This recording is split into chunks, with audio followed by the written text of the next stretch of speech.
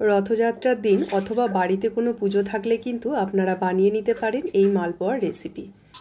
নমস্কার বন্ধুরা, মৌপিয়ার রান্নাঘরে আপনাদের সকলকে স্বাগত। রসে ভরা মালপোয়া তৈরি করতে আমার লাগছে এখানে ময়দা। এখানে আমি 1 বাটির মতো ময়দা নিয়ে নিয়েছি।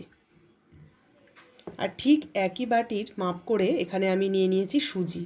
ময়দা যতটা নিয়েছি ঠিক ততটাই আমি এখানে সুজি নিয়েছি। এবারে আমি এতে দিয়ে দিচ্ছি একদম সামান্য পরিমাণে নুন আর দিয়ে দিচ্ছি 2 চামচের মতো চিনি। এখানে আমি বেশি চিনি দিচ্ছি না, যেহেতু আমার রসে ভরা হবে, রসের মধ্যে যেহেতু যাবে, তাই এখানে আমার বেশি চিনি লাগছে না। এবার এই শুকনো উপকরণগুলোকে আমি ফার্স্টে একটুখানি মিশিয়ে নেব।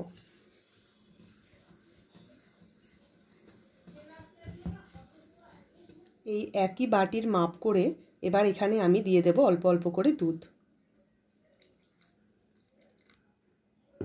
একটু করে দুধ দেবো আর একটু করে এটাকে মেশাবো।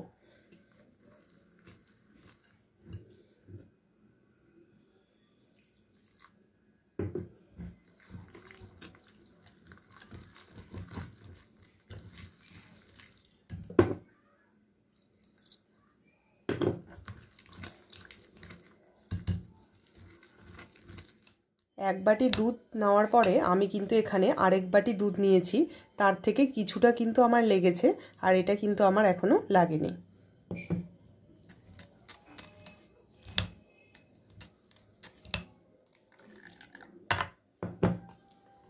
এটা কিন্তু খুব সহজেই তৈরি করে নেওয়া যায়, একেবারেই কিছু বেশি ঝামেলার নয় আর বেশি জিনিসও কিন্তু এতে লাগে না।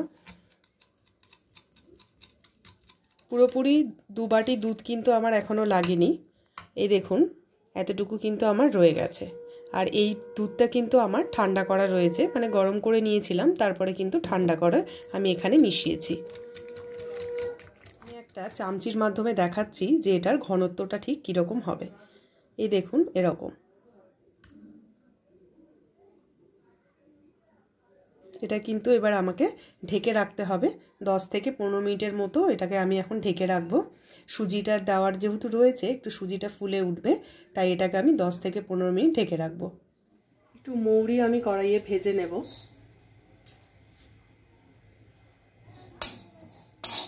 খুব বেশি কিন্তু ভাজবো না, একটা সুন্দর গন্ধ বেরিয়ে আসলে কিন্তু আমি গ্যাস বন্ধ করে দেব। আমি একটা চিনির শিরা তৈরি করে নেব। এখানে আমি দিয়ে দিচ্ছি ওই একই বাটির মাপ করে 1 বাটি চিনি, আর দিয়ে দিচ্ছি একই বাটির মাপ করে হাফ বাটি জল।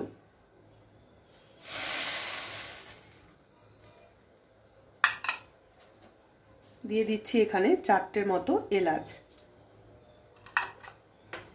ঠিক 15 মিনিট আমি এই ব্যাটারটাকে রেস্টে রেখেছি। এই দেখুন সুজিটাও কিন্তু একটু ফুলে উঠেছে। এবারে যে ভাজা মৌরিটা আমি তৈরি করে নিয়েছিলাম ওটা একটুখানি আমি গুঁড়িয়ে নিয়েছি, কিছুটা গোটা গোটা রয়েছে আর কিছুটা ভাঙা রয়েছে। এটা আমি এখানে দিয়ে দেব।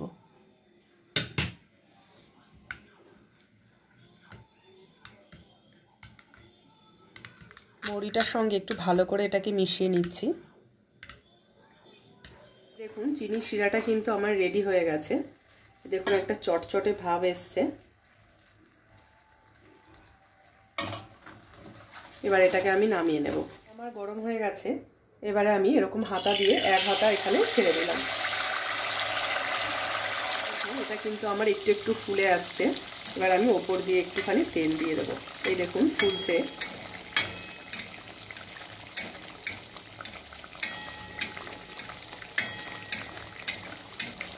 এরকম করে কিন্তু ওপর দিয়ে একটু একটু করে তেল দিতে হবে।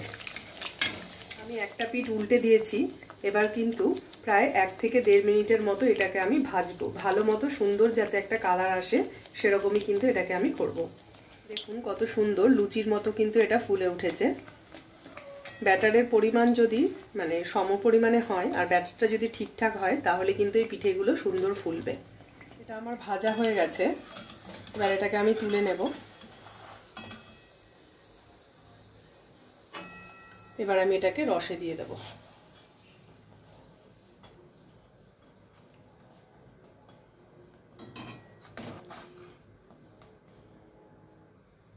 এবার আমি একে একে বাদবাকিগুলো ভেজে নেব।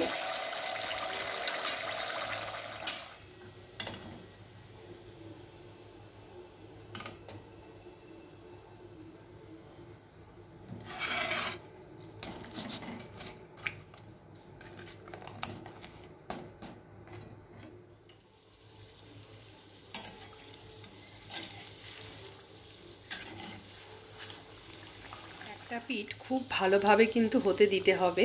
এই দেখুন কতটা ফুলে উঠেছে আমার। তারপরে কিন্তু আরেকটা পিঠ উল্টাতে হবে। প্রথমে কিন্তু তেলের মধ্যে ছেড়েই কিন্তু কিছুক্ষণ বাদে উল্টালে হবে না, এটাকে কিন্তু একা একাই ফুলতে দিতে হবে। এটা কিন্তু দেখুন আমার একা একাই এরকম ফুলে উঠেছে। তারপরে কিন্তু আপনাদের আরেকটা পিঠ উল্টাতে হবে। এরকম ভাজা অবস্থাতেও কিন্তু আপনারা এটা খেতে পারবেন। আমি একটা নিয়ে দেখাচ্ছি। দেখুন কত সুন্দর হয়েছে, দেখুন ভেতরটা দেখুন। এইভাবেও কিন্তু খেতে খুব ভালো লাগে। আমার মালপোয়াগুলো রেডি হয়ে গেছে। এবার আমি একটি পাত্রে এগুলোকে সাজিয়ে নিই।